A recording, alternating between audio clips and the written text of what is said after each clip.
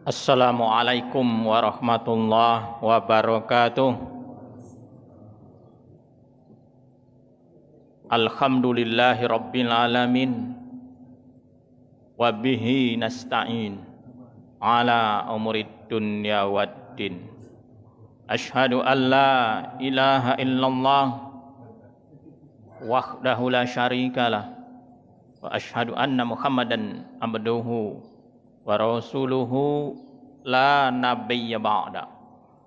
Allahumma salli wa sallim wa barik ala Muhammad wa ala alihi wa sahbihi ajmain.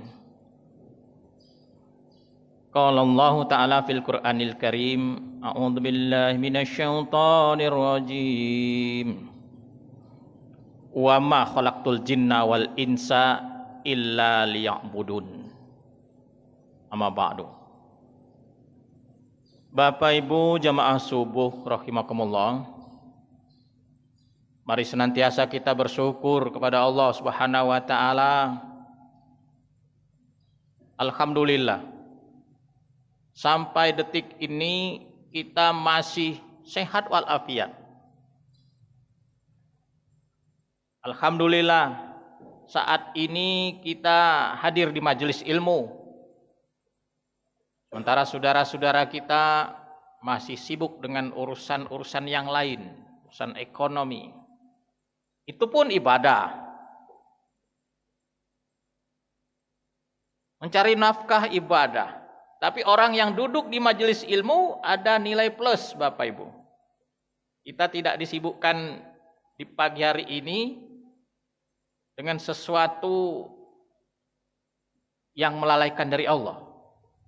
Ini nilai plus. Walaupun mencari kehidupan itu memang kewajiban, ada nilai ibadah di sana.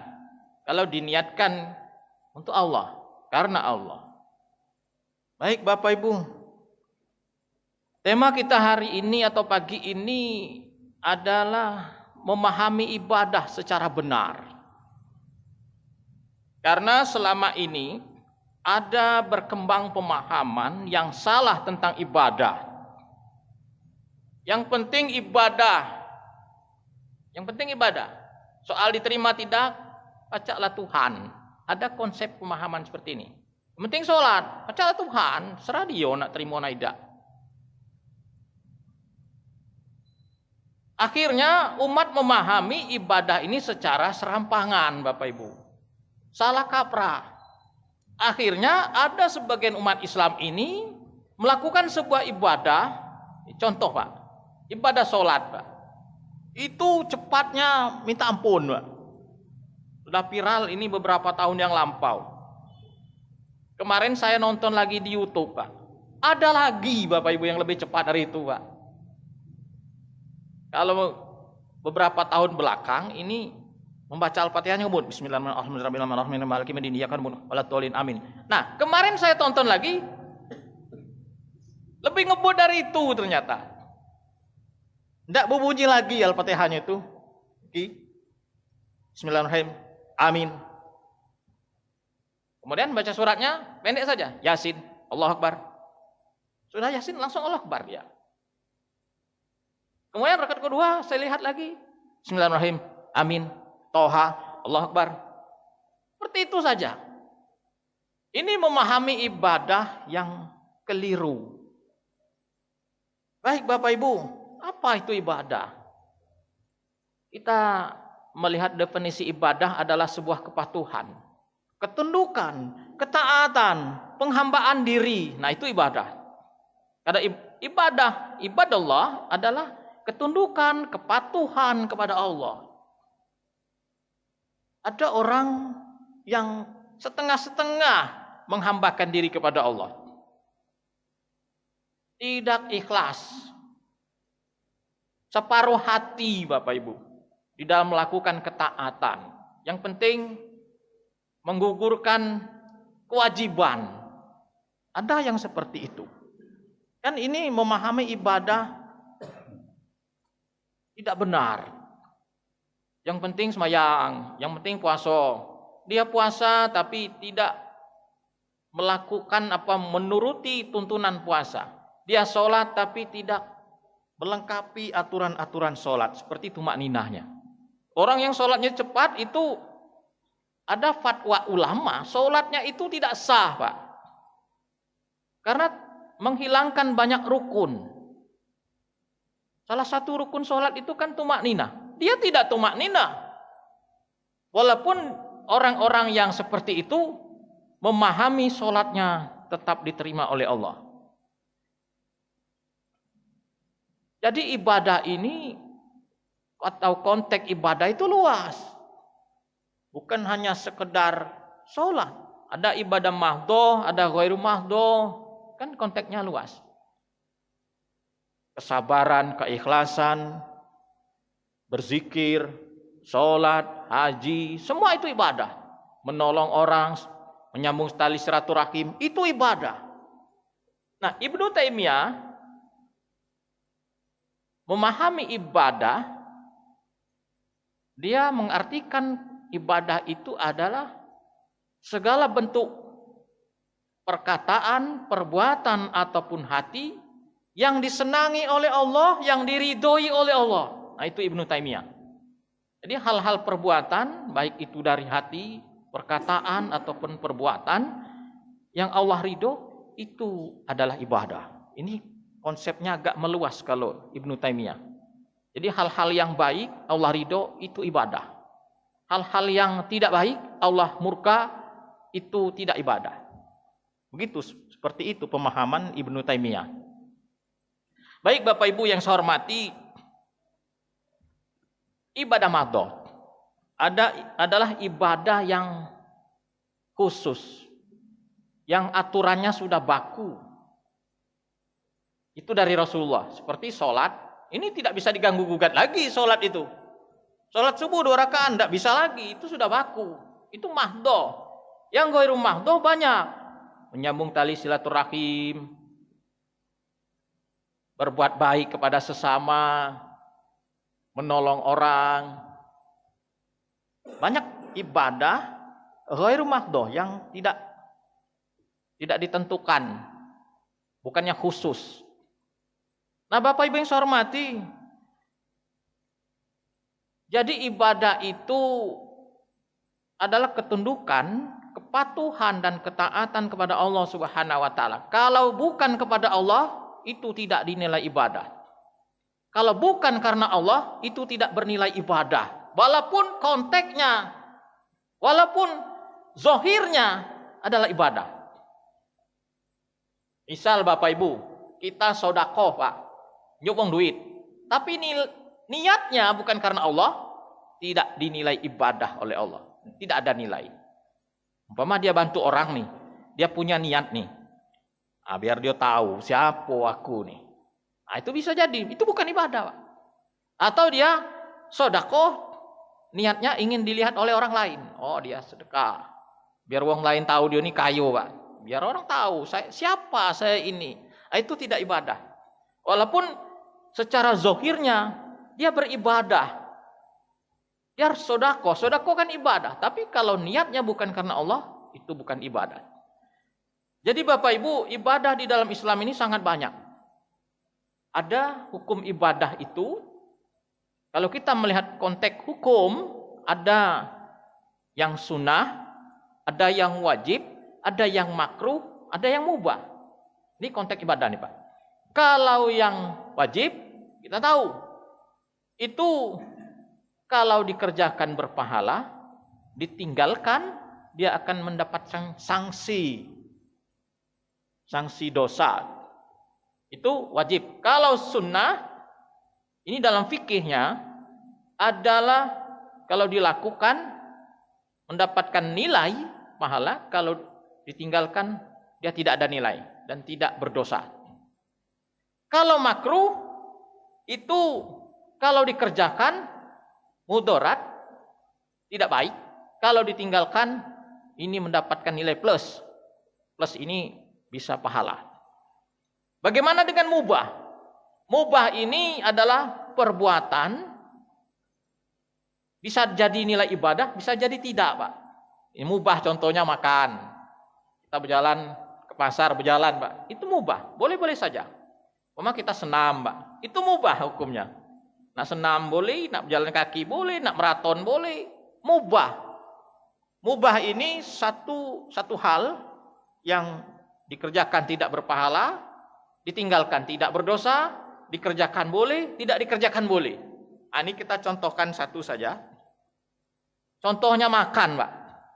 Makan itu kan hukumnya mubah. Ini bisa bernilai ibadah sebenarnya. Kalau makan itu dia niatkan untuk menguatkan diri, ya Allah aku makan ini ya Allah biar kuat aku puasa siang ya Allah untuk taat kepadamu ya Allah. Dia punya niat itu, makan dia bismillahirrahmanirrahim. Itu ibadah, Pak. Catat ibadah.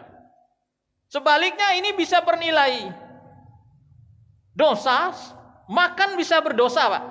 Bayangkanlah, dia makan, kemudian dia berniat, dem aku lah makan ini kuat, aku dia makanin aku lawan dia, badan aku lah kuat. Kan jadi dosa ini, tidak jadi lagi pahala dia.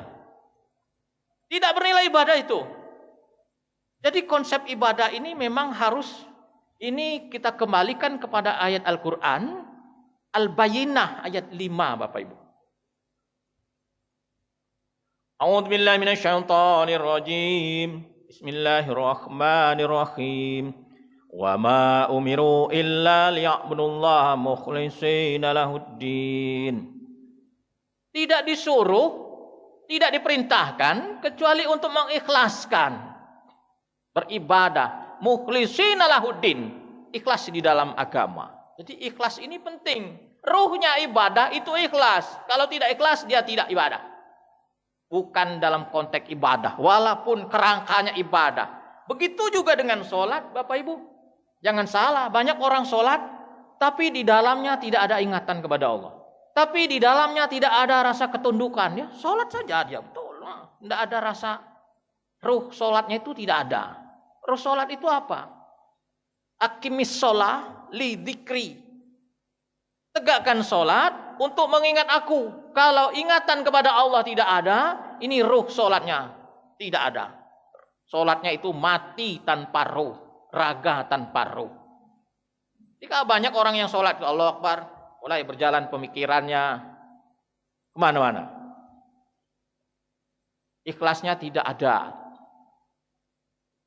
Ini contoh juga, orang beribadah itu kalau tidak ada rasa ikhlasnya, tidak ada karena Allahnya, tidak ada kehusyuannya, maka nilai ibadahnya bisa jadi kecil, bisa jadi ibadahnya tidak bernilai.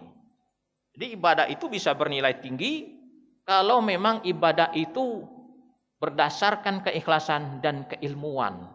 Ibadah perlu dengan ilmu. Tauhid juga harus dengan ilmu. Tauhid harus sejalan dengan ibadah. Tauhid itu tidak bisa berdiri sendiri, Bapak Ibu, tanpa ibadah. Dia harus konsekuensi sebuah tauhid dengan sebuah ketundukan. Ketundukan itu aplikasinya adalah ibadah. Jadi memahami ibadah ini bukan sembarangan. Memahami tauhid itu harus dengan beribadah kepada Allah. Sholat dia. Ini dalam rangka ketundukan dan kepatuhan seorang hamba. Bukan sekedar pemahaman benar saja. Inilah di dalam Al-Quran surah Al-Asr. Wal asri, demi masa, innal insana lafi khusr. Manusia di dalam kerugian, illal ladzina amanu. Nah, ini tauhid. Illal ladzina amanu wa amilus sholihat. Iman diaplikasikan dengan amilus sholihat. Amilus sholihat itu adalah ibadah. Ibadah konteksnya kalau ingin diterima oleh Allah, kita ini beribadah ingin diterima, Pak. Jangan kita memahami apa cara Tuhan. Pokoknya aku ibadah tanpa memikirkan ilmu dalam hal ibadah ini, bisa jadi ibadahnya tidak diterima. Setiap kita ingin ibadah diterima, Pak. Kalau ibadah tidak dengan ilmu, kemarin kita sudah bahas, ibadah yang diterima oleh Allah itu salah satunya ittiba Rasul. Ittiba Rasul inilah ilmu, Bapak Ibu. Salat harus dengan ilmu salat. Ruku harus benar. Bagaimana konten-konten yang selama ini saya katakan, ada orang dalam tadi saya kultum, Mbak. Sholatnya ngebut, Pak. Itu di YouTube saja katanya. YouTube itu kan fakta juga, Pak. Alhamdulillah di Linggau tidak ada yang seperti itu. Belum pernah kita sholat bersama orang yang sholat seperti di YouTube itu Bapak Ibu. Tapi kita pernah sholat di beberapa tempat di Linggau ini Pak. Kurang menenggang makmum. Kurang memperhatikan makmum. Dia sendiri saja. Seperti ini contoh. Setelah ruku dia baca ruku. Rukuknya agak cepat. Kemudian sami Allah liman hamidah. Langsung Allahu Akbar. Dia tidak ada tumakninah. Sami Allah liman hamidah. Tunggu dulu makmum itu membaca Rabbana walakal hamdu. Paling pendek itu. Kalau ingin dipanjangkan, mil'us samawati mil'ul ardi mil'u ma syi'ta min syai'in ba'du. Kan agak lama juga itu. Ini baru sami Allah liman hamidah, Allahu Akbar. Ada juga orang ini imam, bukan di tempat kita ini Pak. Ini memahami ibadah. Di satu tempat saya sholat. Saya kebetulan pergi ke satu tempat Linggau Nila Pak. Tidak jauh Pak. Tidak sampai kilo-kilo. Di tengah-tengah kota Linggau inilah. Saya sholat di situ. Imam tetapnya tidak hadir. Karena ada satu hal. Kemudian kami sholat isya. Waktu itu hujan Pak. Majulah mungkin imam cadangan. Ini sholat isya. Sewaktu rakaat yang ketiga. Itu kan kita imamnya kan. Imam dan makmum membaca sir. Imamnya diam, tidak lagi jahar. Saya baru, iya kena bodoh. Dia langsung Allahu Akbar. Kita belum sempat menyelesaikan Al-Fatihah, dia sudah takbir untuk ruku. Nah, ini kan bermasalah di dalam ibadah. Dia tidak lagi memperhatikan makmum yang di belakang. Nyupir bayinya, apa makmum ini mabuk, apa penumpang ini mabuk, apa terkapar, tidak tahu dia. Terus bing. Ke Bengkulu misalnya Pak, kalau kita tidak menenggang makmum jamaah penumpang, itu seluruh penumpang bisa mabuk semua itu Pak. Sama seperti itu. Sholat kalau kita tidak menenggang makmum, makmumnya ini terkecer-kecer Bapak Ibu. Baru nak rukuk dia sami Allah liman Allahu Akbar. Belum sempat baca. Nah, tanggunglah itu dosanya oleh imam. Alhamdulillah kita tidak seperti itu. Saya juga tidak mau itu. Kalau saya jadi imam dikira-kira makmum ini dia baca apa belum? Kadang zuhur itu Pak ya. Zuhur itu kan kita sama-sama sir bacanya. Saya baca terkadang nih kulhu sekali. Belakang nih lah dia belum baca kulhu. Baca sekali lagi. Agak 3 kali aku baca kulhu Pak. Saking ingin menenggang makmum. Rukuk begitu juga. Saya tidak baca 3 kali Pak. Sampai 9 kali saya baca Pak. Untuk agar makmum bisa baca minimal 3 kali. Kan kalau imam kan duluan. Allah Akbar. Kalau dia sekedar 3 kali langsung, imam baru makmum baru 1. Ini konsep ibadah, memahami ibadah secara benar ini memang harus apa ya? Logika harus main, ilmu harus diterapkan. Barulah ibadah kita benar. Dalam jiwa itu harus ikhlas. Dalam jiwa harus patuh tunduk kepada Allah. Di dalam batin harus tertanam rasa cinta kepada Allah. Itu baru bernilai ibadah di sisi Allah Subhanahu wa taala. Bukan hanya sekedar menggugurkan kewajiban. Ya. Ya, Pak? Yang ngebut itu. Terkadang seperti ini Bapak Ibu. Sama-sama salah. Lah tahu imam macam itu mestinya ditegur, Pak. Umpamakan cara sekarang nih, Bro. Nggak tadi ngebut IG. Ada di satu tempat, Pak. Ini satu tempat, tak usah sebut namanya. Wong Linggau ini juga, imam di Linggau ini juga. Tajwidnya ini belum benar, Pak. Lah jadi imam dia ki. Aduh. Ramadan lah. Saya katakan sama pengurus. Jadi negur ini kadang-kadang Pak Taslim, kadang-kadang menegur ini tidak langsung. Woi, ibu digoda. Kita menegur, memberikan satu tauladan, terkadang tidak langsung. Kalau langsung ini kadang-kadang diserang langsung. Langsung melalui pengurus, melalui kawannya, melalui orang lain. Nah, saya sudah berpengalaman menegur orang secara langsung. Saya ini tidak hati. Nah, langsung Pak marah aku nih, belajar juga, ada guru aku nih. Di sini juga dulu Pak, aku ngomong, dia kan macam ini. Assalamualaikum warahmatullahi wabarakatuh. Hati itu sunahnya muka-muka aja ini. Langsung dia debat Pak. Wah ini hari Jumat nih bagaimana. Diambillah ngecik balak. Nah kemarin, minggu belakang, saya mendapati Kebetulan saya tidak imam, Mbak. Bacaannya ini tidak memenuhi ilmu tajwid. Yang mesti dipanjang, tidak dipanjangnya. Yang mesti dipendekkan, malah dipanjangnya. Seperti itu. Senjang, Bapak Ibu. Bacanya ini ibarat amburadul lah seperti itu. Amburadul total tidak juga. Banyak hal-hal yang setiap surat itu ada satu selip. Setiap surat, hampir setiap surat. Jadi saya, wah ini parah ini kalau untuk masjid di tengah kota, imamnya seperti ini. Saya tidak tegur langsung, Pak. Saya temui pengurus, kemarin bertemu dengan pengurusnya. Imam kemarin tuh payah itu amburadul tuh bacanya tuh. Mana itu, masa dia angkat jadi imam? Kalau tidak percaya nih, tanyalah dengan wong yang lihai ilmu tajwid yang di masjid itu. Aku sebut Pak, sianu itu paham kalau tuh bacaan tajwid. Tanyalah dengan dia. Mungkin gage dikironyo, aku ini ngado-ngado Pak. Tanyalah. Akhirnya dia bertanya balik, bagaimana solusinya ini? Nah kan, dia sudah dipasangkan, dia sudah ditunjuk untuk menjadi imam tarawih. Nah, ini konsekuensinya harus, tidak mungkin tidak dipecat Pak. Jadi selesaikan, ini kan sholat sunnah saja, selesaikan nanti setelah Ramadan ini berakhir, jangan dipakai lagi. Jadi kita harus bijaksana juga di dalam mengeluarkan sebuah keputusan. Jangan ujuk-ujuk, kau ini tidak salah jadi imam lagi. Nah itu kan tidak cocok juga. Jadi kita harus memang untuk dakwah ini memang harus ada teguran Bapak Ibu. Harus ada peringatan. Kalau kamu melihat kemungkaran, man ra'a minkum munkarun falyughayyirhu biyadihi. Jadi ini secara lisan. Fa ilam yastati fa bilisani, fa ilam yastati fa biqalbi. Jadi kita masuk yang kedua, fa bilisanihi. Ada teguran, ada kritikan, ada disampaikan kepada pengurus. Kalau kita diam saja, ini satu kesalahan yang fatal, akhirnya kita bisa karam satu perahu. Nah Bapak Ibu yang saya hormati, jadi memahami konteks ibadah ini haruslah dengan ilmu.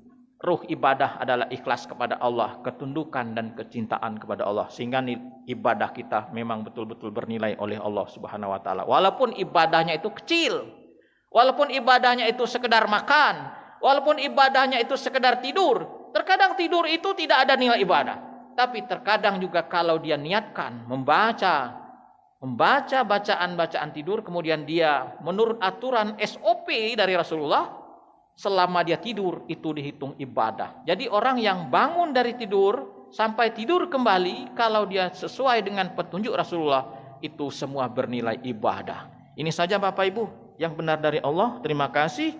Wassalamualaikum warahmatullahi wabarakatuh.